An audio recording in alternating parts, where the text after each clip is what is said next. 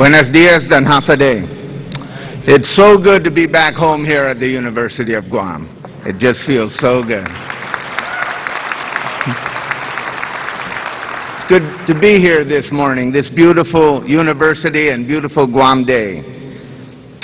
It's good to see so many friends and relatives and colleagues, both from years past and for the future, and I wish that you could see what I could see. Beautiful faces, eager faces, young faces, experienced faces, faces of different hues, but all here, willing to do their part for the University of Guam. I am so honored by your presence. Thank you, Governor Camacho, Speaker Wampat, and Associate Justice Carbolito for your attendance in this important event, not for me, but for the University of Guam. Justice Carbolito, I know that I have disagreed with you on occasion, but you overruled me. Governor Camacho, I know that I've tried my best with the best arguments I could come up with from keeping you from being governor. But I came up short, not just once, but twice.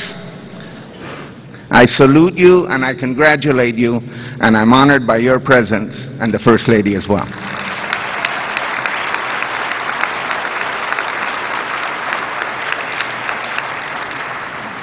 My list of political adversaries is long, and there are others are here.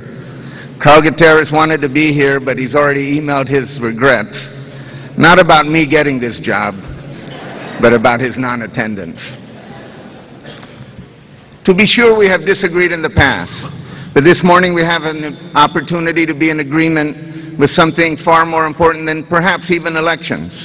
We have the opportunity to be in agreement about the future of our island and the future opportunities for our people and the future of generations yet unborn. We can stand together, shoulder to shoulder, on behalf of this institution, this product of our collective effort and support. This institution where the aspirations and promise of our young people are fulfilled over Guam. This institution that conducts topics on research ranging from microorganisms in surrounding waters to political and social trends in Micronesia. We can all stand up and stand together for the University of Guam, and we will.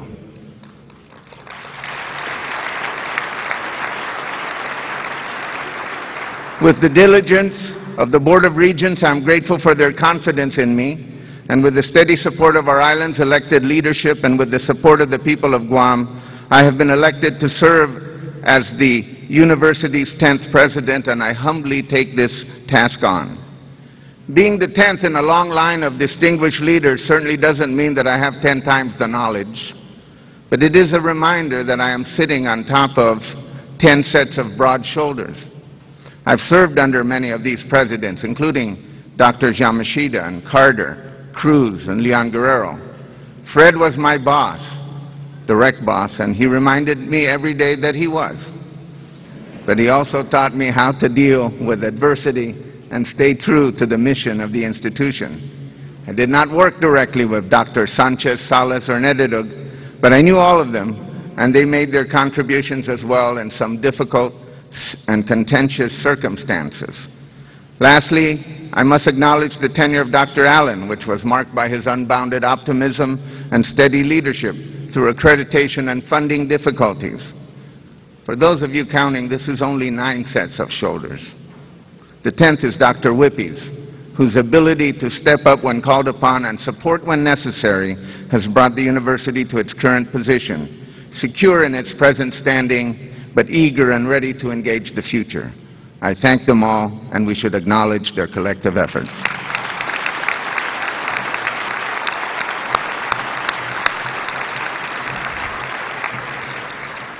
But the university is more than presidents, interim or otherwise.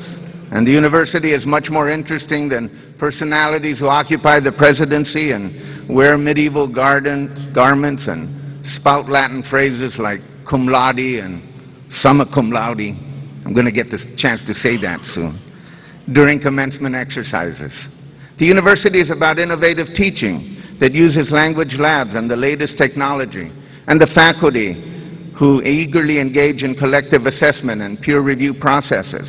It's about important research that turns our island's bad lands into good lands, saves our coconuts from beetles, and investigates why Pacific Islanders suffer disproportionately certain forms of cancer.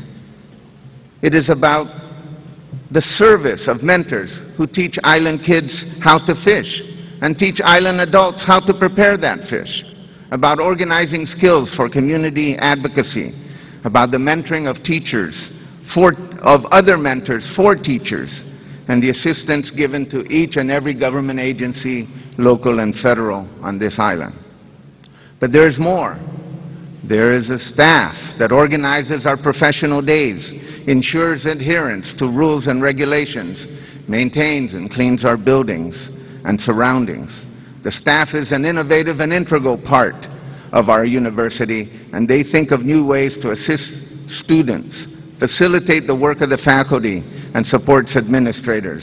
If the university can be compared to the human body, the staff is the skeleton, the muscles, and a few vital organs without which the university would cease to exist. The faculty is the central nervous system of this academic institution. The faculty teaches, innovates, researches, shares their expertise with the community, thinks outside the box, even outside the circle. The faculty is the primary organizer of programs, the energy behind research activities, the force behind grants and contracts. The university's stars are not in the administrative offices. They are in faculty offices and research centers. They are on campus and in the community and on travel, carrying the legitimacy of the University of Guam on their shoulders to make the university the legitimate force for positive change that is at the core of its mission. But if the faculty is the central nervous system, the students are at the heart of this institution.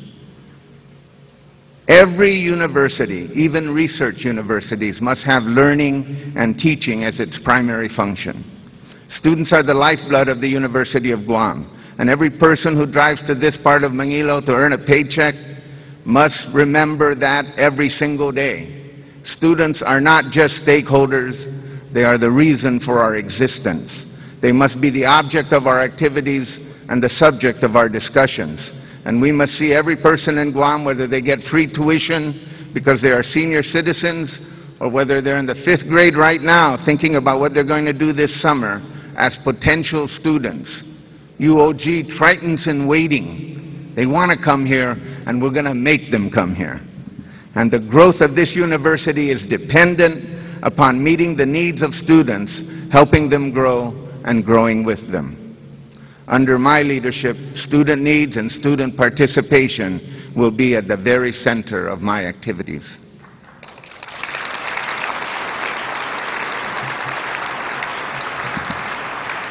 Well, this only leaves the university administrators, a much beloved group when they meet amongst themselves, and a much maligned group when others are holding their own meetings. It is tempting to say that the administrators are the brains of the institution, but it is only partially so. They can be seen as the eyes and ears and perhaps the hands and feet. Some might even assume that they are a face of the institution or other parts of the body we won't mention. But they are the responsible parties, and I eagerly embrace them, support them, and acknowledge their work in difficult financial times.